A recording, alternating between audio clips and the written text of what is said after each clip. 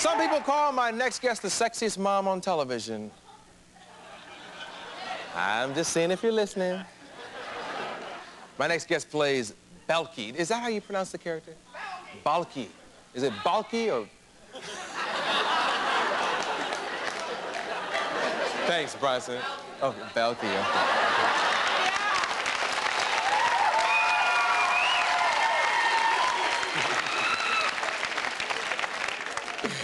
The hit series Perfect Strangers. Give it up for that guy, Bronson Pinchot.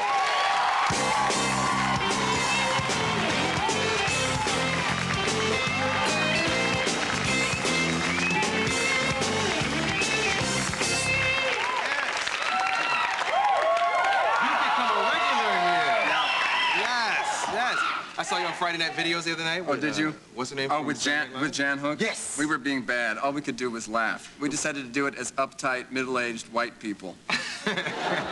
we were supposed to be doing the Friday Night Videos, you know, like hip people that know what the songs are. Yes. But she decided to be funny. She's a very funny lady, but all I did was laugh at her stuff. But she said, let's do it like two stuck-up, like talk show people that are like, those, I don't want to mention names, but you know, the ones that are like... So we said every song that came up, we said, well, this is a terrific young entertainer with great energy. Let's watch Jody Watley. And so nobody thought it was funny, but we were falling all over the place. I guess we probably looked drunk or something, but we just I was dying, man. You all were very funny. It was like Regis and Kathy Lee doing Friday Night Videos. Exactly. We just decided to be totally constipated, but it was a very in joke. But she makes me laugh. I did Saturday Night Live. When I did Saturday Night Live with her, I played a gigolo that was like so stupid that he had to hang out in a hardware store to get customers, and she was this like uptight American woman, and she walked in. I mean, I'm not that unprofessional, but she opened her mouth and started to and I just laughed. I just laughed my way through the whole thing. She's good. She just makes me laugh. She's a funny girl. Funny. We had Mark Lindbergh here recently. Did you? Yes, yes. Nice guy. I didn't see it. Was it super funny? He's a nice guy. He's the nicest guy, and he was very funny. Well, what's the funniest thing that's ever happened to you two guys on the show? I know it's crazy over there.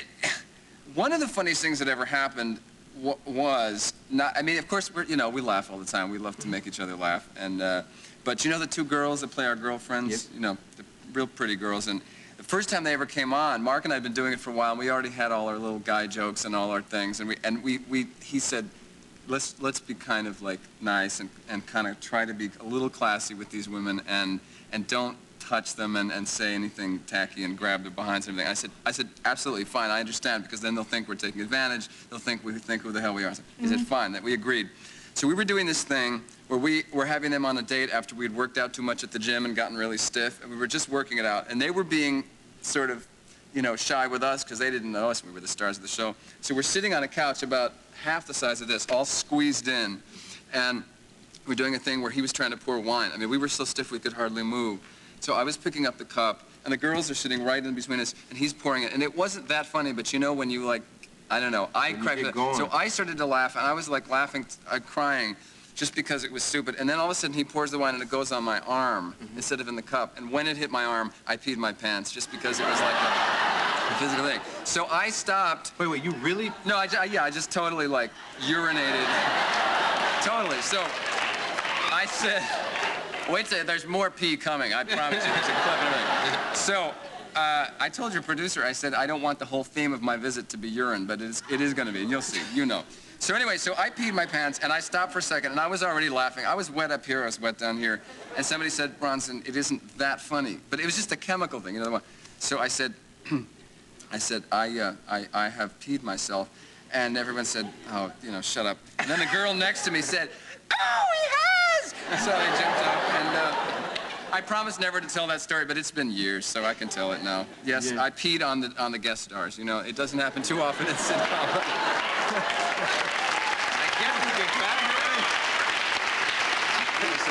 It's just a ritual of mine. Come on. It's a thing that they do where I come from to show that you really like someone. You just hose them down. But it was like so, I was so over the top by that, but it wasn't even embarrassing. That was why it was so sick. I just said, oh, I'm totally wet. Yeah. You know. And she was too, which is why we've hit it off so great over the years. Oh, come on, come on. How long did you stay online? You stood online, and now you're saying, to me. Come on. You know what? What? After you did Cop 1, somebody said that you did a comedy album, or were supposed to do a comedy album? Yeah, I did a never released comedy album. The movie came out, and my picture was in the paper a couple times, and some guy called me from A&M Records and said, you are going to be, like, you know, hot, so I want you to write a comedy album. Do you know how to do that? And I said, no. You know, I was very honest. I said, now, was this supposed to be as Surge? As Surge. Okay.